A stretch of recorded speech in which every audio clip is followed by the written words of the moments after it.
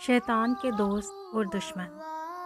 ایک دفعہ اللہ تعالیٰ نے شیطان کو حکم دیا کہ تو ہمارے رسول محمد صلی اللہ علیہ وآلہ وسلم کے پاس جا اور ان کی باتوں کا جواب دے۔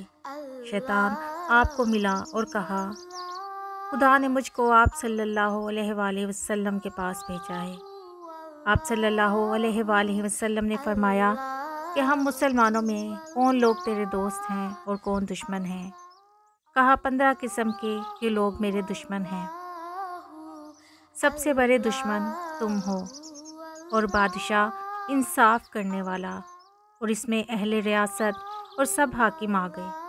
وہ مالدار جو اپنے کو اوروں سے چھوٹا سمجھے، جو آدمی تجارت کرتا ہو اور سچ بولتا ہو، وہ عالم اور نمازی جو خدا سے ڈرتا ہو، وہ آدمی جو لوگوں کو دین کی باتیں سکھلاتا ہو، وہ آدمی جو لوگوں پر رحم کرتا ہو، وہ آدمی خدا کے سامنے جو توبہ کرتا ہے، جو حلال کھاتا ہو اور حرام کمائی سے بچتا ہو، جو پیشاب وغیرہ ناپاکی سے بچتا ہو اور پاک صاف رہتا ہو، جو خیرات زیادہ کرتا ہو، جو اچھی عادتیں رکھتا ہو، جو لوگوں کو نفع بہت پہنچاتا ہو، جو قرآن ہمیشہ پڑھتا ہو، جو تہجد کی نماز پڑھتا ہو۔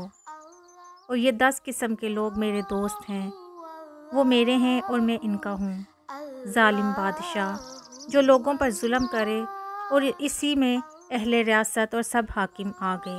وہ مالدار مسلمان جو اپنے کو بڑا سمجھتا ہو، جو اپنا مال جھوٹ بول کر دھوکہ فریب سے بیچتا ہو، کم تولتا ہو اور کم ناپتا ہو، شراب پیتا ہو، غیبت چغلی کرتا ہو، جو نیک کاموں سے دکھاوا کرتا ہو، جو یتیموں کا مال کھاتا ہو، ہمیشہ وقت پر نماز نہ پڑھتا ہو، جو زکوٰۃ نہ ادا کرتا ہو، جو دنیا کی حرص زیادہ کرتا ہو۔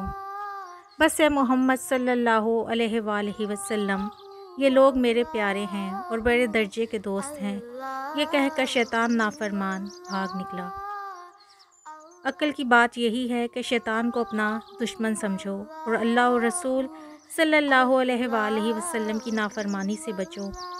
کوئی برا کام نہ کرو کہ شیطان کے دوست بن جاؤ۔